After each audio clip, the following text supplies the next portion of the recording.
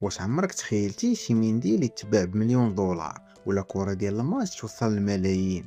اليوم غادي نشوفوا اغرب خمسة مزادات عرفتها كرة القدم. اول قصة مارادونا في كاس العالم 1986 ضد انجلترا، في هذا الماتش سجل جوج اهداف بقاو راسخين في التاريخ. من بعد هذا الماتش بدل القميص ديالو مع لاعب انجليزي، ومن بعد سنين هذا القميص تباع في مزاد بحوالي 9 مليون دولار. وحتى الكرة اللي تلعب بها نفس الماتش حتى هي تباعت بالملايين. شكون كان يصدق ان قميص كوري وصل لهذا الثمن؟ ثاني حاجة، ماشي قميص وماشي كورة، هذه كانت اول قوانين مكتوبة لكرة القدم. اوراق عادية ولكن قيمتها التاريخية كبيرة بزاف. ملي ولا النادي قريب يفلس قرر يبيعها في المزاد، وبفضل هذا البيع قدر ينفذ النادي من الافلاس. ثالثا، منديل عادي ولكن القصه ديالو ماشي عاديه. فوق هذا المنديل تكتب اول اتفاق بين ميسي وبرشلونه، وبقى محفوظ اكثر من 20 عام، ومن بعد تباع في مزاد بحوالي مليون دولار. الرابعه صادمه، ملعب كامل تصرف عليه ملايين الدولارات باش يتبنى، ولكن بعد سنوات تباع بثمن ما كان حتى واحد يتوقعه. قصه كتوريك كيفاش القيمه تقدر تهبط مع الوقت. اما الاخيره هذه فعلا غريبه. زمان في بريطانيا اللاعب ما كانش كينتقل كيف دابا،